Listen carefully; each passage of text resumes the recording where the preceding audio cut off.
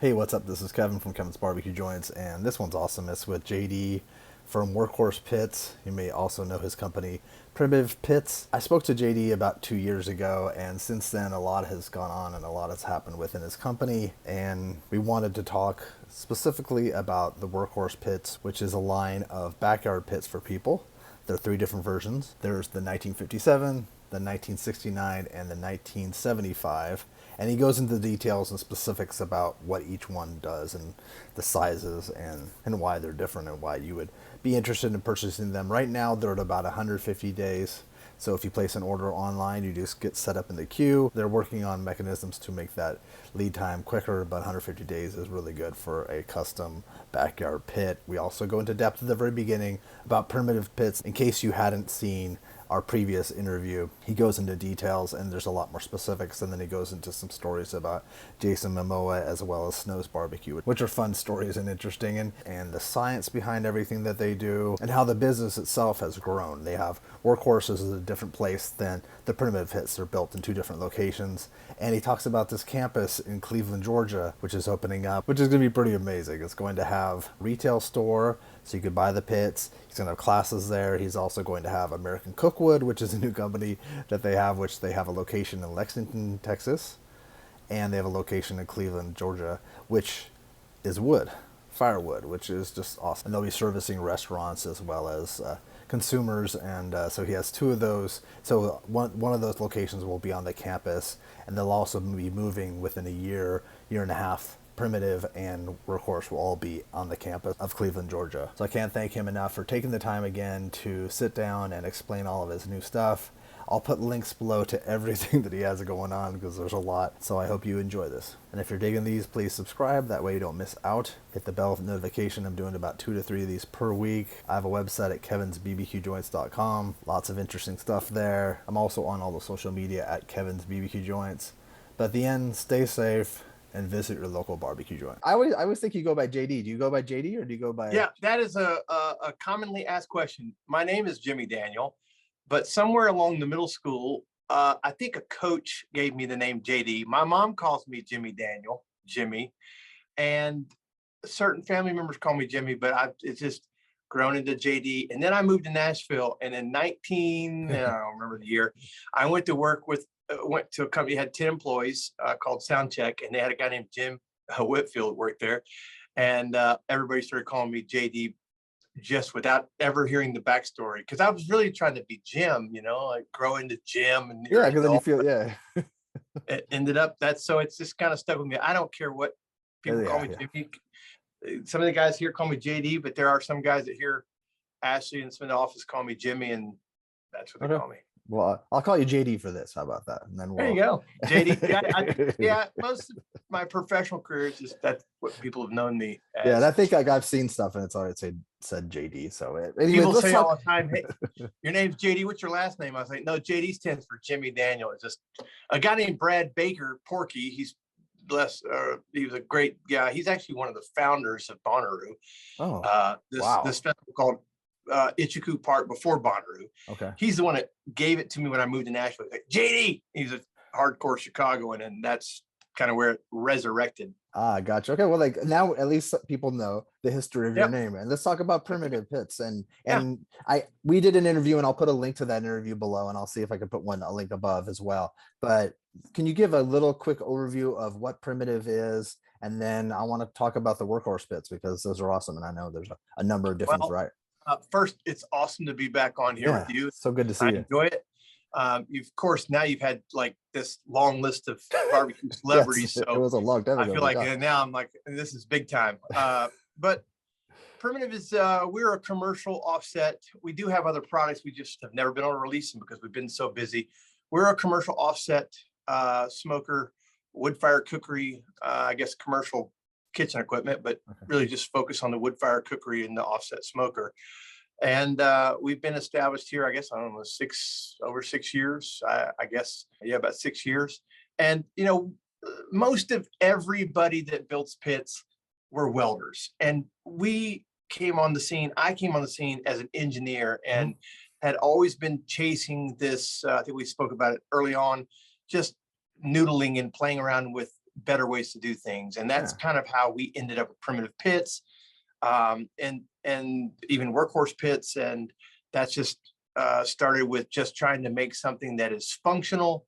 We didn't start out trying to make this sexy Instagram worthy. No, We started out with trying to make somebody a really good vessel that can smoke great barbecue, and that's our motto. It's great barbecue we're after, and there's no doubt that that's what we chase in here every day. And it's the performance of the smoker. It's to give somebody that's never cooked or give somebody who's very experienced a great vessel. And yeah, that's, and you've used a lot of science too. we have. And that's your brain. That's how your brain works, right? Well, that is a story. Everybody asks us about the CFD, and my little YouTube channel, I was really close to just releasing everything at one point. I'm glad I didn't, but it happened to be, we're in an area where there's some NASCAR activity, and it all started from the NASCAR world. It just was an accident. It happened with a neighbor who introduced me to a guy who sent me down a rabbit hole, and then we fell into some science that proves that what we're all doing is actually works. And there's some other guys building pits similar to ours, or some of them with a little bit different design, and they all work because people are putting out great product. We just took it a little bit farther, and we took it a lot farther actually.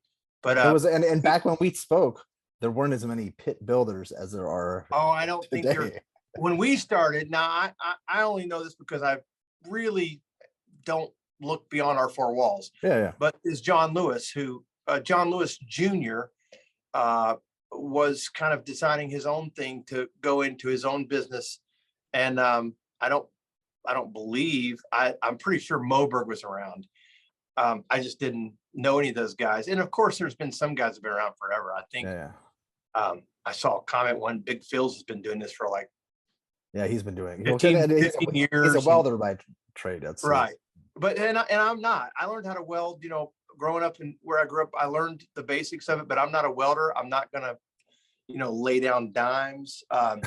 But we've gone all over the country and found people. So funny. Yeah, we've spent a lot. We've brought people in. We've got the guy who runs our shop is moved here from Nebraska just to work here, and oh wow, we've attracted some people here. We've got 30 people here, and so that's something that people don't realize is we are a pretty big operation, and we're not speeding manufacturing. We just don't want people to wait. We want people to get to work and open up their barbecue dreams. And so we're different than everybody, and everybody's different. Yeah, which makes it wonderful. That's it makes it great. And there's there's lots of times where I tell people, hey man, if you can cook in a square box, if you really figure out what the fire's doing, where the smoke's going, how the heat's working. And but now, what are you looking at this? Because I'm sure people are dead curious. What's your lead time right now, roughly, and what's the best ways to get a hold of you to order a custom pit? Well, we have a phenomenal customer service office, and they're phenomenal. They're actually not based out of this building. We have Workhorse Pits a couple miles away. They moved back in the summer, and you can email PrimitivePits@gmail.com. Of course, go online at PrimitivePits.com. And that's start the relationship, right? That's how you start the relationship. Look at we have a pretty involved price manual for every model, 250, 500, 1000. Yeah. We build traders in house. They're DOT certified, and we still, since 2017 or 18, have two lists. The first list is a non-rush list, and that's for people who are, I hate to say this, but they're planning a restaurant ahead. They're pretty organized. They know what they're getting into, and they're going to build something in 18 months, and they'll get on the non-rush list, and they'll schedule, hey, we're going to open up this day, we want it ready. And then there's the then there's the ASAP list, which we started up, like I said, 3 or 4 years ago, and that is for people who are like, hey, as soon as possible. And I think we're into July of 20.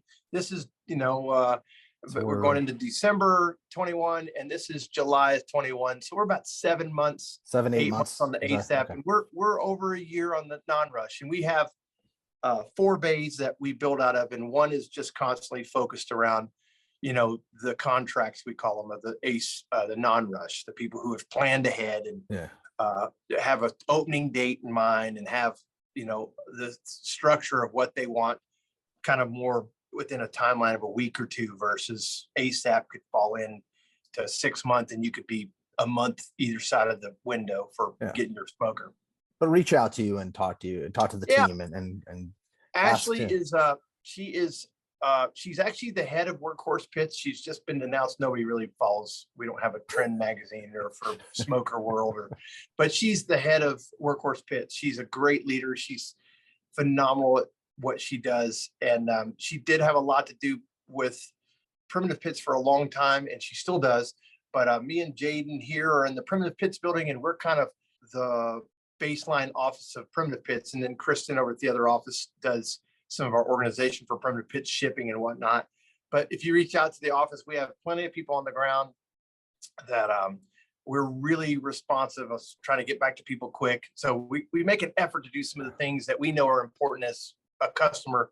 If I were to go try to buy something, a smoker of some kind, I'm very interested in that whole excellent customer service and excellent communication. We don't always get it right because we have hundreds and hundreds of emails. We wake up with, the international emails. Yeah, I was gonna say a lot of probably international stuff too. That's a lot of traffic. Yeah. And you're based in Georgia, but shipping it anywhere in the United States. We ship everywhere. We go everywhere.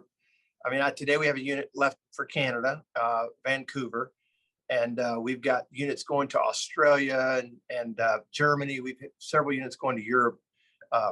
So all the brokering you can. Yeah. And shout out to Pro Smoke. They stepped up. And Pro Smoke, if you don't know about them, is they're based in I should know. They're based in England, and they've really become a rallying point. They're great in the shipping industry, and they ship other items, but they really locked into the barbecue industry. And I know they're shipping more than just our smokers, but they're shipping smokers all over the world. That's good to know. Okay, that's I'll put their resources, but you guys can help assist people with the brokering, because I think that people might think, oh, you're in Georgia, well, I should go to someone that's closer, but not necessarily, because you can ship anywhere. It's not. Yeah, we have our own transportation company, Cold Mountain Transport. We have multiple trucks and trailers, and we're constantly shipping. They're on the road today shipping. So we do it internally. And then we have about 25-ish outside shippers that are contractors. Yeah. And then we have our international shippers. Wow.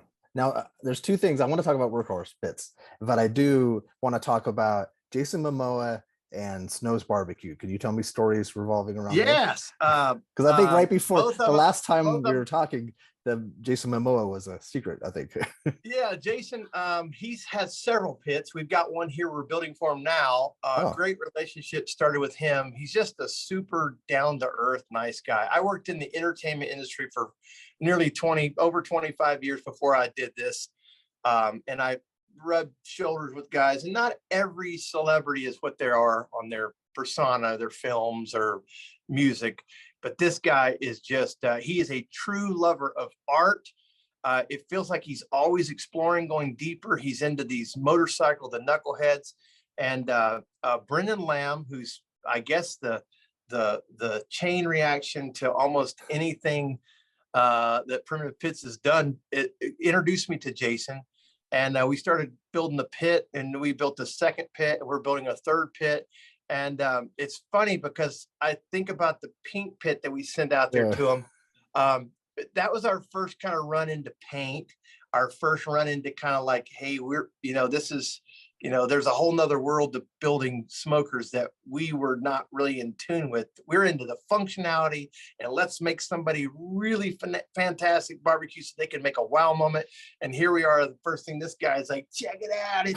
He's got this thing. It's pink on pink. And but he was outstanding. I went out there to deliver a pit myself and hung out with him for 3 or 4 days. He was so hospitable, and he loves barbecue. He's got this little craft niche, and if you follow him on his social media, I have recently, and he's he's an enormous he has an enormous personality, but he seems such like a good soul. Like he's passionate, so passionate. He is, and I don't know him other than just the visit I had out there. I've had a couple phone conversations with him, but he's the kind of person that's the mover and shaker. He's always, pushing some of the things he's passionate about. He's big into rock climbing and whatnot. So everything he's product lines around his passions of rock climbing and motorcycles, but a really cool guy. And I hope to get back out there again. I know he's got a pretty busy schedule, but we've got a smoker that we're building. And of course, too, he's pushing us to be just, he introduced me to a guy out there, a fabricator who does cars. And I went out there and visited this guy's shop, and I just was blown away. And I'm like, man, we've got to get to the level of this.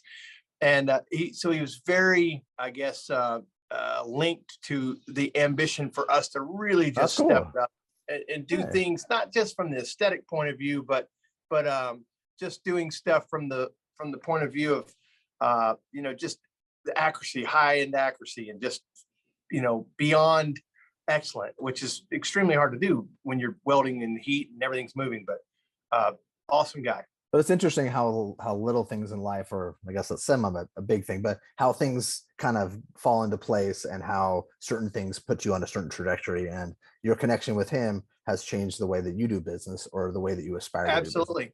He's given us brand new ambitions and goals, and everybody does. I mean, sometimes it's,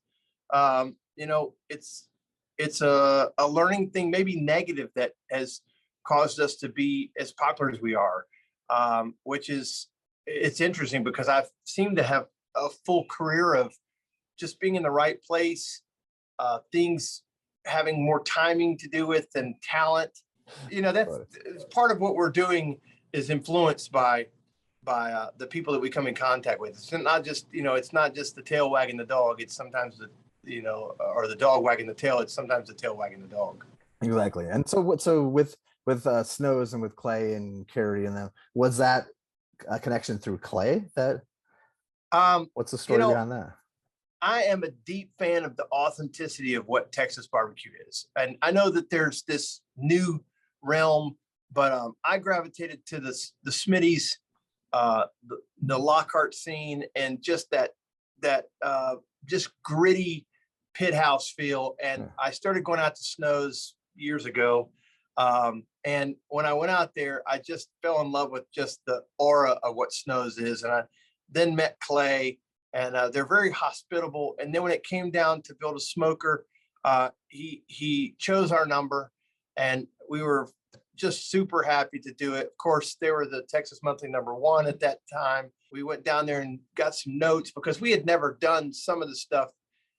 They didn't want really anything different than what they were cooking on, because learning curve. They had square fireboxes that sat on the ground and picked up a lot of the thermal insulation from the ground.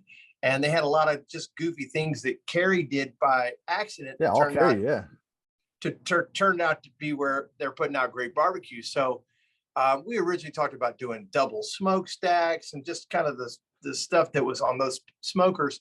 So we started, when Clay got involved to do this project, to build a 500 with a square firebox, which is, we still don't build them today. If you called and said we want a square firebox, because we have our beliefs and our science that we know what works. But they had already done this for how many ever years they'd had those pits. I want to say 10 or so years they'd had those smokers. And that is a story. It should be a movie. It was somewhat of embarrassment, at the same time a great learning curve. But it took us 2 pits to get, because you delivered one, right? Well, what happened is we really focused so much on the firebox. We'd never built a square firebox. Well, we built 2 square fireboxes in testing back in 18, 17. And we just weren't going to go there. It is to talk about fire management. A square firebox is so much easier, and you can get in there and you can maneuver wood, but there's some stuff going on. Then I will fight this to my death in the round firebox with the door open, pulling in air and getting this circular pattern going on, and then pulling that circular propeller through the smoker. That is the science. And I just couldn't get that to duplicate with a square firebox. And then here comes Snows, and you're like, we're going to give them what they want. Obviously, they figured it out, and they're putting out great product. But we spent, I don't know, a month or so on the square firebox. We were doing it as a side project. And then we go to mount it to a smoker, and we cut the doors open. And I mean, we've built several thousand smokers. We've had 2 that we've had to discard that were, something happened in the middle of it. 2, and we still have them. And their doors bowed in, and we just, I mean, hopefully Carrie won't watch this, but Carrie's like, hey, He I probably thought won't this watch thing was this. going to be down here. I thought this thing was going to be down here 2 weeks ago, 3 weeks ago. So we're running. I mean, we're just hammering, just going at it. The firebox phenomenal. The tank had a little bit of a dip.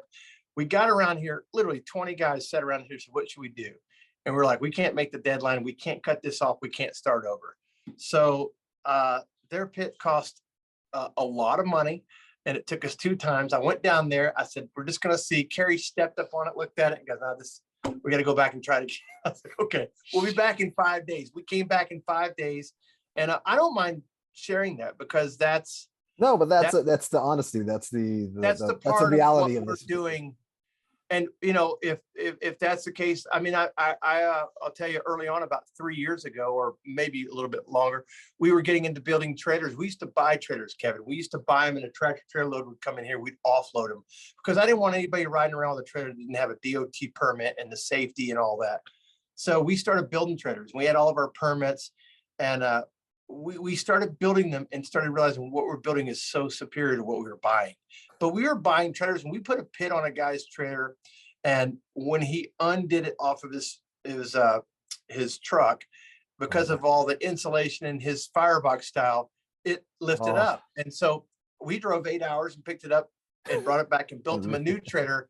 But we built it, and that's why we build trailers now, is because of that situation. We had to learn. Yeah. But you know, we've got 100 trailers out there that a major manufacturer built and shipped to us, and we put the pit on it. That's interesting. No, it's just, and it's all part of business, but also it's something that people don't talk about, the failures, mistakes, and all those. No, that's what makes you a company, but people don't talk about it a lot. No, I've had them in industries. I mean, there's nobody out there that starts out as ground floor expert. Oh yeah. And now we're tremendously expertise in the performance, and there's efficiencies that we really know that a cook that's brand new, or a cook that's maybe doesn't have quite as much experience, can get into the smoker and cook. And then we've got some of the stuff, the functionalities, a word we use a lot around here. The trailer needs to have the right bells and whistles. I mean, you can have paint color, white walls, all that stuff, but it comes down to, you're going to go to a pop-up, you want to have the right tool set. And when you have the right tool set, you're going to see smiles, wow moments, and you're going to have a good business. And that's what we care about. Yeah. So what's up with Workhorse? Can you explain that whole? Well, Workhorse, when we talked last, I don't believe Workhorse had launched. I think we had just texted about it. I don't think we've ever spoken about it. So Workhorse Pits is our backyard, and that's what Primitive's commercial. We do have a backyard pit called the Babe, which we build limited and Primitive. But Workhorse is 3 smokers. We do have, once again, other products that we just have not been able to get out. But we launched Workhorse Pits. We announced it in 2019 in the late summer, early fall. We've put the first batch out to Norway, and we put a full container out, I think, at the very end of 19, early 2020. And then Norway, what? Norway to like a store in Norway. They've got about 40 or 50 over there in Norway, and it's called the Barbecue Shop. And I think I've heard of that. Phenomenal job to sell barbecue pits in a place that really has about a 2-month season for barbecue. But he reached out to us early on, and we didn't know what we were going to do with Workhorse as far as distribution wise. We thought we just sell 1-to-1, but we knew internationally we were going to have some challenges. So he was the first guy to come on board. As soon as he announced it that day, he was on the phone with me. Wow. And we've sent him about like 30 or 40, maybe even more than that. But he took the first container, and then we started shipping out of our location here that I'm at now, PrimitivePits. And it has never let up. It has been gangbusters, and we've really have a phenomenal product. And I'm very proud of the Workhorse guys. I'm proud of the PrimitivePits guys, but the Workhorse guys are over there about 2 miles away. It's a bigger operation. We're putting out around 20 pits a week.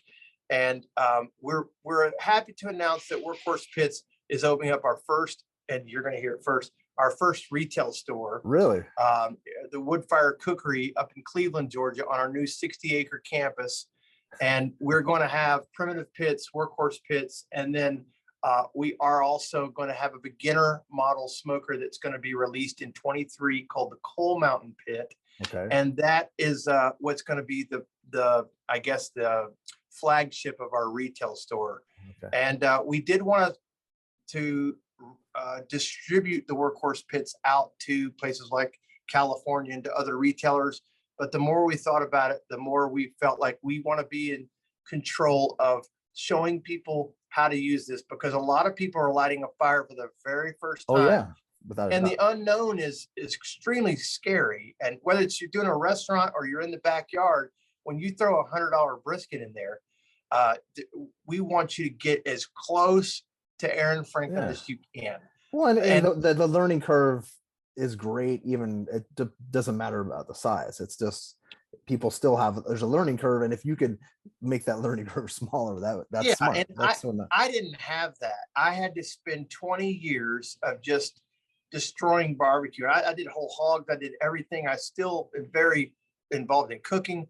And, we're opening up a restaurant called Tex Ann in Cleveland, Georgia. Also, it's going to be a couple days a week, kind of modeled after the Snows model. We're not going to be open, but a couple days a week. I was going to ask about that. I saw because you release things like little nuggets where you don't. Yeah, well, we've got all these products. We haven't, we've developed a pizza oven, and I love barbecue. Barbecue is kind of the center of my life, and we've got a gaucho grill that's for the commercial that's out. That's sitting back behind us, and we just want to focus on, like, the Workhorse Pits, those three models, the 57 and the 1969 and the 1975. We wanted to focus on just building a great foundation for our customers, that they're getting a really quality smoker that performs well, and that's our baseline kind of business model. And then we've got other products, but we really wanted to focus on that. But we've crossed over 1,000 pits shipped, and we've been open since almost 2 years. Well, yes, 2 years in January, and it's just been phenomenal. We have a lot of distributors and even friends of mine that want to sell our pits, and we're just selling them one-to-one. You can only order them on our website or through Barbecue Shop, and then we've got another outfit in London that Pro Smoke is going to be selling them. Okay. So we've got. What are the differences between the three? Like, briefly, what are, like, roughly? Well, the 1957 is a 36-inch chamber, and a 1969 is a 42-inch chamber, and the 1975 is a 48-inch chamber, but it's 24-inch diameter. The 1957 and the 1969 are 20-inch chambers, and the 1975 is a 24-inch chamber. The size wall thickness is 3/8 inch for the 75, and then 0.344, which is so close to 3/8 inch, but for the 20-inch smokers, the 57 and the 69. The 1957 and the 1969 are smaller units, and there's kind of an unknown in the barbecue world, because really, like I said, every barbecue pit that's ever really been has come from a welding shop. And we jumped in as engineers and scientists and said, let's really figure out how this thing works and how extraneous heat works, and who cares about leaks. Let's figure out what's going on. And we've dove into that. And there's a lot of misnomer that the 57 small doesn't burn as good as the 75. And we burn plus or minus 5 degrees on all the pits. Wow. They're great pits. As far as, of course, we're not going to say they're not great pits. We wouldn't put them out. But we've got people that buy all three. And I've cooked on all three. I personally have a 1969 and in my backyard. That's a little bit to do with just space on my porch and all that. Yeah. But I've cooked on all three. We have one here at the shop that's a 1975. I had a 57 for 2 years.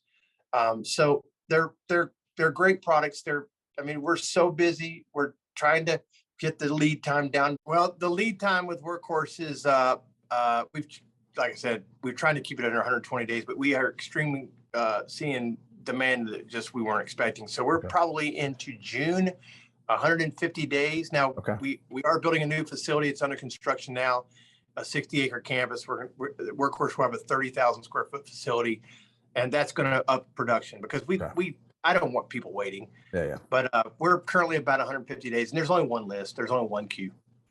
That's those. What do you mean by that? There's only one queue.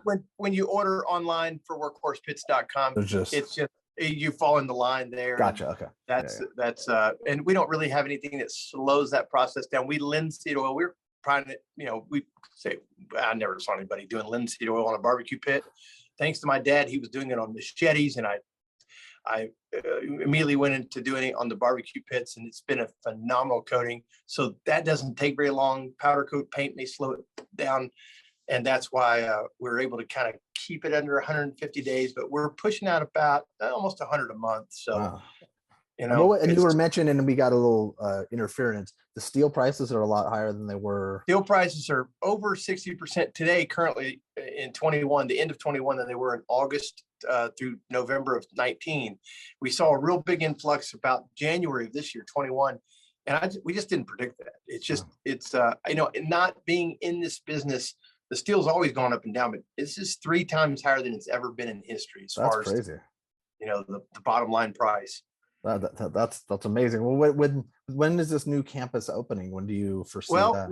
We have a target date of January 2023, but we've established another little plug here.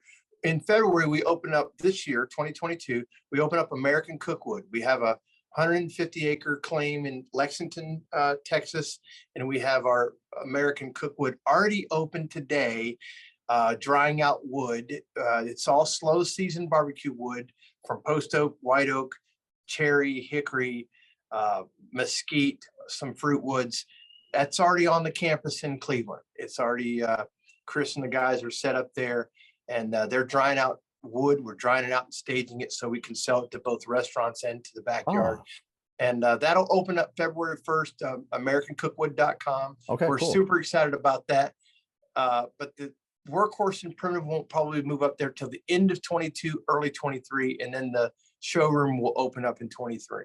Okay, so if you want to get an order in, obviously you should get one in as soon as possible for the Workhorse, because and those two ship, you can ship those anywhere across the United States. So sure. And how heavy are those guys? 1957's around 700 pounds. The 69's around about 780, and then the 1975's about 850. Okay. And the gals in the office are seeing this. They're probably like, "No, you just butchered it." But I'm pretty sure that's close. Roughly that. Okay. We used to send them out, Kevin, on pallets to what they call LTL, less LTL, truckload. yeah. And we would have units get damaged. There was one unit pushed out of the truck, and I guess the gentleman thought it was just going to be okay, it'd be fine. And we quit doing that. We no longer do that, other than we do some in Canada, but we deliver. So it keeps the unit in better shape to us delivering it. No, I used to work in the furniture business, and we'd every so often ship something LTL. Right. As a rush, and it would always get damaged. It just seemed like we got our lesson in that. Excuse me. We sent about 200 to 300 units out, and I never said, "Oh, we're going to be in the transportation business." We did that by default of seeing what we saw with LTL. So we immediately bought trucks and trailers, and we have several in-house setups now where we can drive. Plus, we have some partners that we ship smokers with. It's just for the pit. Once you get trustworthy people that you like, you keep them. And is there swag too? Is that I see you're decked out? So we've got Workhorse Pits got some merchandise. They allowed me to get a new hat today for this particular podcast, because normally the hat I wear is not this clean. It's sitting over there. It's got a nice rank to it, but we've got about 6 or 7 hats. We got a brand new camouflage Workhorse hat, and then we've got hoodies and shirts on. Cool and hoodie. they don't push our merch very much. I noticed I saw a post that they did last week on the hoodies, but I'll put a link below, and I'll put a couple in the montage. Yeah, absolutely. So is there anything else that we missed? No, we're excited about American Cookwood. That is something. That's a really cool thing, and I'm really into barbecue wood too. So that's and I've seen some of the pictures you put, and I wanted to kind of leak out when I saw these pictures of the wood yard out in California. That structure that they build with the corners is just amazing. It's like a pyramid. It's phenomenal. I take pictures really close, and I'm really sometimes scared, thinking this sucker. Yeah, but no, when I showed that to our guys, I showed that to the guys on the yard, and I said, "Man, look at that!" And they both shook their heads and said, "Never." Yeah, we're not. It's like 3 stories tall. But you got great climate out there. But no, American Cookwood is a real quick blip about that. Is we sell to commercial customers, we sell to backyard customers, and we see this every day.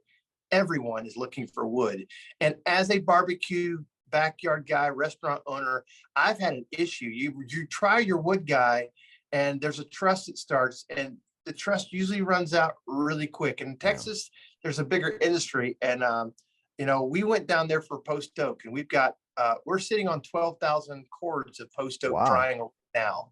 We're sitting on about 25,000 cords of wood today, and it's scheduled in February when we start taking orders. Hopefully people are interested in the wood, and we're going to give them a wood education, because we've really gone down the rabbit hole. We're going to be selling blends, so we'll have blends that are 5 to 10% air dried, all naturally air dried, and then you can have a blend with some 30%. So most backyard consumers, they want to go after a whole cord. They're cooking maybe twice, 3 times a month. That cord is dead after about 3 months. It's over dried, it starts to rot, bugs get in it, all that good stuff.